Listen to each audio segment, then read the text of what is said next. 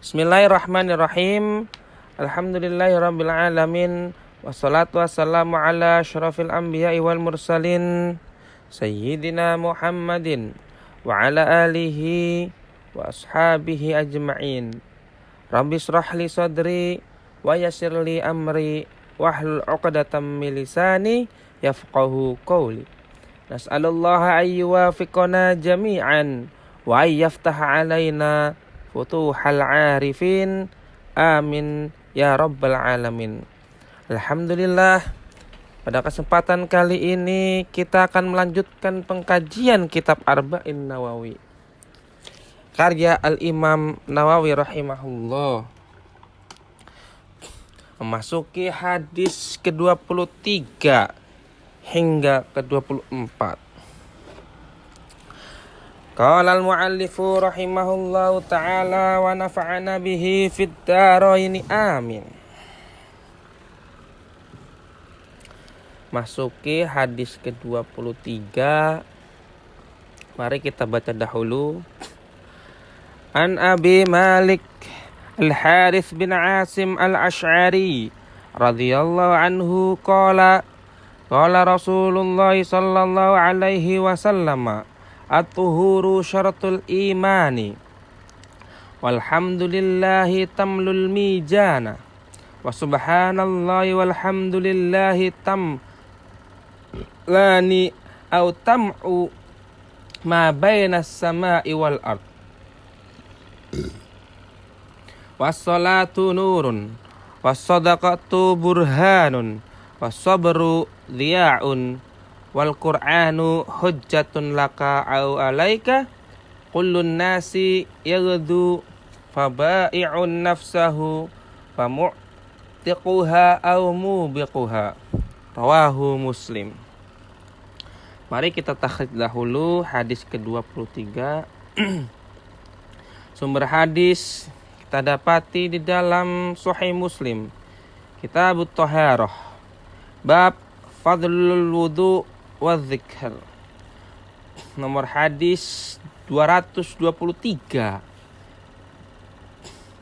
Derajat hadis ini yaitu sahih, karena hadis ini terdapat dalam Sahih Muslim dan tidak diriwayatkan oleh Bukhari dalam sahihnya.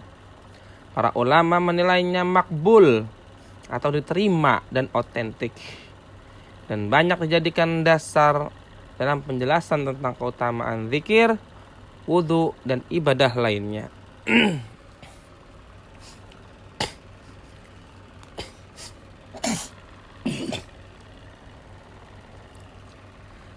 Perawi sahabat dalam hadis ini yaitu Abu Malik Al-Harith bin Asim Al-Ash'ari radhiyallahu anhu. Mari kita artikan hadis di atas. An Abi Malikin Al-Harith bin Asim Al-Ash'ari radhiyallahu anhu, dari Abu Malik Al-Harith bin Asim Al-Ash'ari radhiyallahu anhu.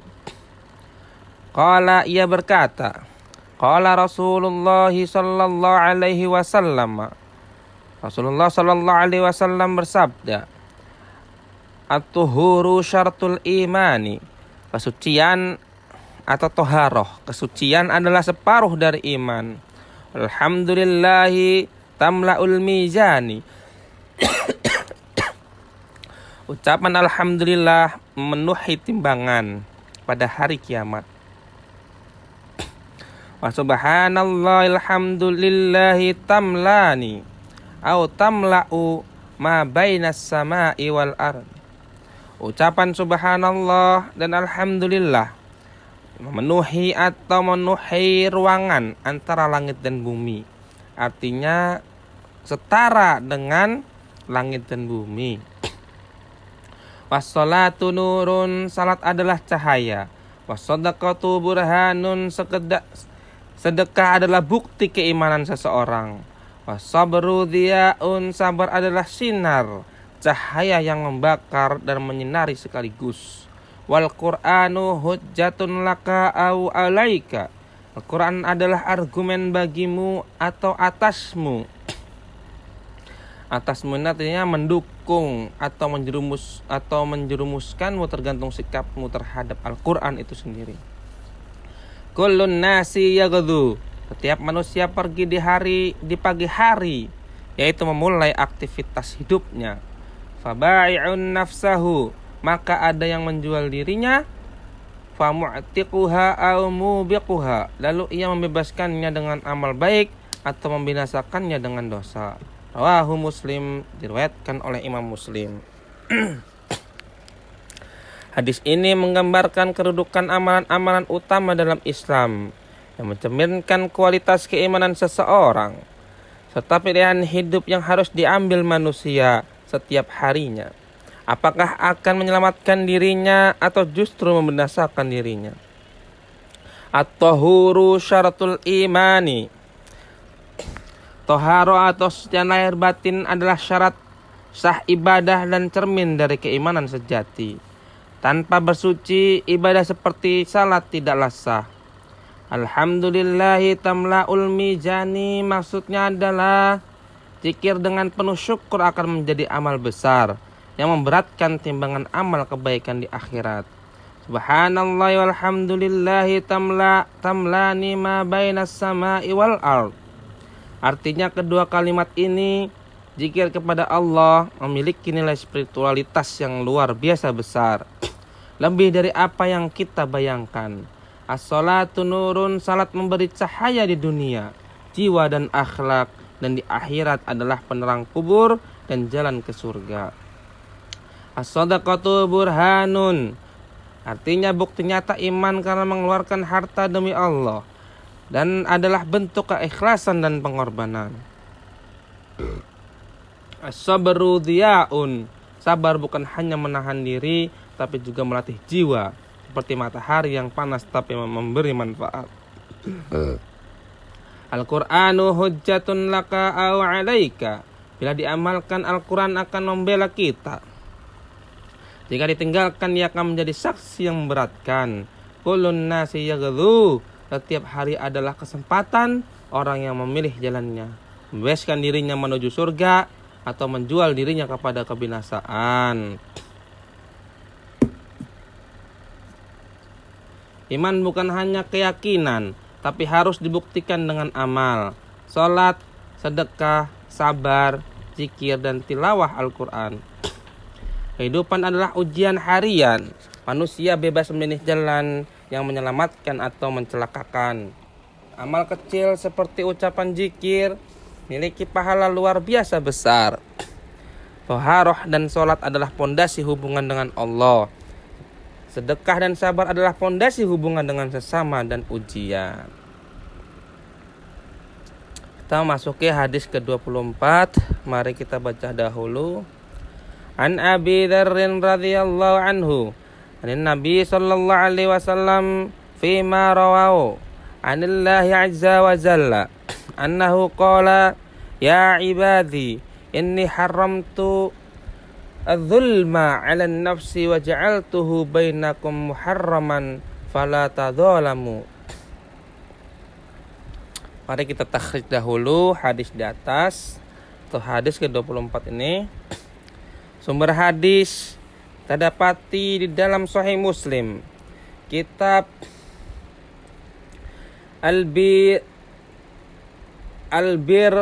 wa Asillah wal Adab, bab tahrimu zulm atau bab larangan berbuat zalim. Nomor hadis 2577 dalam penomoran Maktabah Syamilah ya. Derajat hadis yaitu sahih, disepakati kesahihannya karena tercantum dalam Sahih Muslim, termasuk hadis qudsi, yakni sabda Allah yang diriwayatkan oleh Nabi Muhammad SAW. Perawi sahabatnya yaitu Abu Dzar Al-Ghifari radhiyallahu anhu. Baik, mari kita artikan hadis di atas. An Abi Dzarrin radhiyallahu anhu, dari Abu Dzar radhiyallahu anhu, anin Nabi sallallahu alaihi wasallam, dari Nabi sallallahu alaihi wasallam, fima rawahu anillahi azza wajal, dalam hal yang beliau riwayatkan dari Allah yang Maha Perkasa. Maksudnya hadis ini adalah hadis qudsi, yakni sabda Nabi Muhammad SAW yang disandarkan kepada firman Allah. Annahu qala, bahwasanya Allah berfirman, ya ibadi, wahai hamba-hambaku, inni haramtu dzulma 'alan nafsi, sungguhnya aku telah mengharamkan kezaliman atas diriku sendiri. Wa ja'altuhu bainakum muharraman, dan aku jadikan kezaliman itu haram di antara kalian. Fala tadzalamu, maka janganlah kalian saling menjalimi. Hadis qudsi ini menunjukkan kelembutan dan keadilan Allah. Allah sendiri mengharamkan kezaliman atas dirinya, padahal Dia maha kuasa berbuat apapun. Menunjukkan bahwa kezaliman adalah perkara besar dalam Islam yang sangat dilarang. Kezaliman juga merupakan peringatan kepada manusia agar tidak menjalimi satu sama lain, baik dalam bentuk mengambil hak, menyakiti, maupun merendahkan orang lain. Mari kita lanjutkan hadisnya. Ya ibadi, wahai hamba-hambaku, kullukum dhalun, kalian semua dalam keadaan sesat, illa man hadaituhu, kecuali orang yang aku beri petunjuk. Fastahduni, maka mintalah petunjuk dariku. Ahdikum, niscaya aku akan memberi kalian petunjuk. Kullukum dhalun ini menunjukkan bahwa manusia secara asal berada dalam kebingungan dan kesesatan. Tidak tahu mana jalan yang benar kecuali jika diberi hidayah atau petunjuk oleh Allah. Illa man hadaituhu, artinya petunjuk hanya datang dari Allah, bukan hasil usaha murni manusia. Maka siapapun yang mendapat hidayah itu karena karunia Allah. Fastahduni, perintah untuk meminta hidayah dari Allah, doa dan usaha harus ditujukan kepadanya. Ahdikum, Allah menjanjikan siapa yang sungguh-sungguh meminta petunjuk, Dia akan memberikan petunjuk kepadanya. Hadis ini menanamkan nilai tawakal dan kerendahan hati, bahwa manusia tidak bisa lepas dari pertolongan Allah untuk bisa menempuh jalan yang benar. Mari kita lanjutkan lagi hadisnya. Ya ibadi, wahai hamba-hambaku, kullukum ja'i'un, kalian semua lapar, illa man at'amtuhu, kecuali orang yang aku beri makan. Fastat'imuni, maka mintalah makan kepadaku. Ud'imkum, niscaya aku akan memberi kalian makanan. Allah menegaskan bahwa segala kebutuhan manusia berasal darinya, termasuk rezeki makanan. Tidak ada yang bisa kenyang atau mendapatkan makanan kecuali karena kehendak dari pemberian Allah. Kullukum ja'i'un, artinya semua manusia secara asal membutuhkan makanan dan rezeki. Mereka dalam keadaan lemah dan bergantung. Illa man at'amtuhu, Allah lah satu-satunya pemberi rezeki. Bahkan jika seseorang makan dari hasil usahanya sendiri, hakikatnya ia pun karena taufik dan karunia Allah. Fastat'imuni, artinya Allah memerintahkan manusia untuk memohon kepadanya, baik secara langsung lewat doa maupun lewat usaha yang dibarengi dengan niat bergantung kepadanya. Ud'imkum, artinya janji Allah bahwa Dia akan memberi makan, yakni mencukupkan kebutuhan orang-orang yang memohon kepadanya. Pelajaran akhlak dan tauhid dari hadis ini mengajarkan bahwasanya tawakal atau bersandar penuh pada Allah dan doa sebagai bentuk pengakuan bahwa kebutuhan pokok pun tidak bisa dipenuhi tanpa pertolongan dari Allah Subhanahu wa taala. Mari kita lanjutkan hadisnya. Ini hadisnya panjang ya. Ya ibadi, wahai hamba-hambaku, kullukum 'arin, kalian semua dalam keadaan telanjang. Illa man kasautuhu, kecuali orang yang aku beri pakaian. Fastaksuni, maka mintalah pakaian kepadaku. Uqsukum, niscaya aku akan memberi kalian pakaian. Hadis ini menegaskan bahwa manusia tidak memiliki daya dan kebutuhan pokok apapun termasuk pakaian kecuali dari karunia Allah. Bahkan pakaian yang dikenakan sehari-hari adalah bentuk pemberian langsung dari Allah melalui sebab-sebab duniawinya. Segala nikmat dunia, baik makanan, pakaian, dan hidayah, bersumber dari Allah, bukan semata-mata hasil usaha manusia. Manusia diminta untuk bergantung kepada Allah, bukan hanya saat darurat, tapi dalam kebutuhan sehari-hari. Mengajarkan rasa syukur, tawakal, dan kesadaran akan kelemahan manusia. Mari kita lanjut lagi hadisnya, kita sambung. Ya ibadi wa hamba-hambaku, innakum tukhti'una bil laili wan nahari. Sesungguhnya kalian berbuat kesalahan siang dan malam. Wa ana aghfirudz dzunuba jami'an, dan aku mengampuni seluruh dosanya atau dosa kalian. Fastaghfiruni, maka mohonlah ampun kepada aku. Aghfir lakum, niscaya aku akan mengampuni kalian. Allah Maha Pengampun, tidak peduli sebanyak apa dosa hambanya.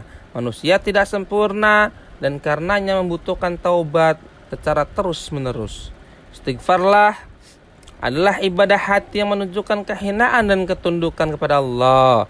Harapan dan takut kepada Allah harus seimbang, yaitu takut akan dosa tapi penuh harapan dengan ampunannya.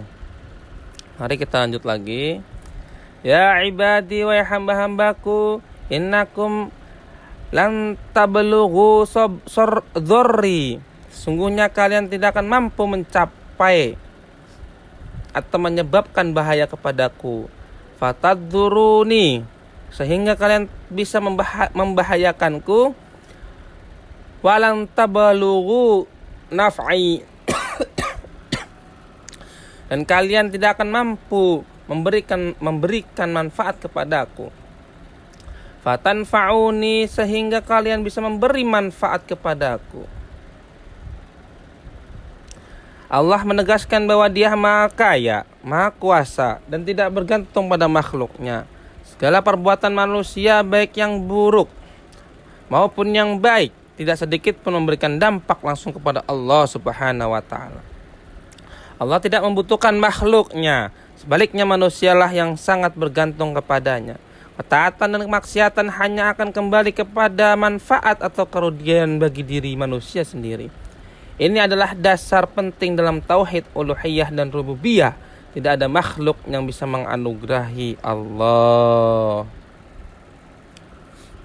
Kita lanjut lagi ya. Dikit lagi. Ya ibadi, wahai hamba-hambaku, lau anna awwalakum wa akhirakum, seandainya orang pertama dari kalian dan orang terakhir dari kalian, wa insakum wa jinnakum, baik dan manusia serta jin dari kalian, kanu ala adqa qalbi rajulin wahidin minkum, semuanya berada pada tingkat hati paling takwa dari satu orang di antara kalian, ma zada dzalika fi mulki syai'a, maka hal itu tidak menambah sedikit pun pada kerajaanku atau kekuasaan Allah. Allah Subhanahu wa Ta'ala menyatakan bahwa ketaatan seluruh makhluk secara sempurna, baik itu dari manusia pertama hingga terakhir, dari jin pertama hingga terakhir, tidak menambah sedikit pun kekuasaan Allah, kemuliaan dan kerajaannya. Allah adalah raja segala sesuatu, tidak bertambah kemuliaannya karena makhluk. Ibadah adalah kebutuhan makhluk, bukan kebutuhan Allah. Ketaatan dan ketawakalan kembali manfaatnya kepada hamba itu sendiri. Mari kita lanjut. Ya ibadi, wa hamba-hambaku, lau anna awwalakum wa akhirakum, seandainya orang pertama dan terakhir dari kalian, wa insakum wa jinnakum, baik dari golongan manusia atau jin, atau serta jin dari kalangan kalian, kanu ala afjari qalbi rajulin wahidin, semuanya berada di atas hati paling fajir atau paling durhaka dari satu orang di antara kalian. Mana qasadzalika mim mulki syai'a, maka hal itu tidak mengurangi sedikit pun dari kerajaanku atau kekuasaannya Allah. Hadis ini menegaskan bahwa kedurhakaan seluruh makhluk kepada Allah tidak akan mengurangi kekuasaan, kemuliaan atau kerajaan Allah sedikit pun. Hal ini menunjukkan kesempurnaan, kemandirian Allah dari seluruh makhluk. Allah adalah Raja yang maha sempurna. Dia tidak bergantung kepada makhluk. Makhluk tidak mampu memberi dampak pada Allah, baik dalam ketaatan dan atau kemaksiatan. Makhluk tidak bisa menganugerahi atau mempengaruhi zat Allah. Murahan Allah bukan karena kebutuhan, tapi murni karena kasih sayang dan keadilannya. Mari kita lanjut lagi. Ya ibadi wa hamba-hambaku, lau anna awwalakum wa akhirakum, seandainya orang pertama dari kalian dan orang terakhir dari kalian, wa insakum wa jinnakum, baik dari kalangan manusia atau serta jin dari kalian, qamu fi sa'idin wahidin, berdiri di satu arah, di satu tanah lapang bersama-sama, fasa'aluni, lalu mereka semua meminta kepadaku, fa'ataitu kulla insanin mas'alatuhu, lalu aku berikan kepada setiap orang permintaannya. Mana qasadzalika mimma indi, maka hal itu tidak mengurangi apa yang ada padaku. Illa kama yankusul yatu idza udkhilal bahar, kecuali seperti jarum yang dicelupkan ke laut, lalu berapa banyak yang berkurang darinya. Hadis ini menjelaskan keluasan dan kesempurnaan, kejayaan serta pemberian Allah Subhanahu wa taala. Seandainya seluruh makhluk meminta apapun yang mereka inginkan dan Allah memberikan semuanya, tidak akan mengurangi sedikit pun dari apa yang Allah miliki. Allah Maha Kaya secara mutlak. Permintaan Allah tidak membebani Allah sedikit pun, karena Allah tidak motivasi untuk berdoa, karena Allah tidak bosan memberi. Allah mampu memberi tanpa batas dan tidak pernah berkurang apa yang ada padanya. Kita lanjut lagi. Ya ibadi wa hamba-hambaku, innama hiya a'malakum, sungguhnya itu hanyalah amal perbuatan kalian.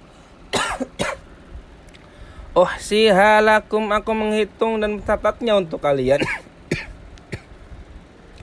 Tsumma uwaffikum iyyaha, lalu aku akan menyempurnakan balasannya kepada kalian.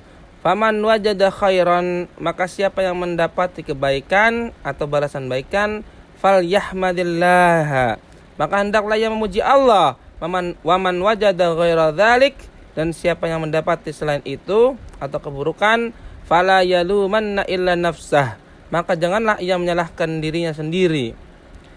Maka janganlah ia menyalahkan selain dirinya sendiri. Rawahu Muslim, diriwayatkan oleh Imam Muslim.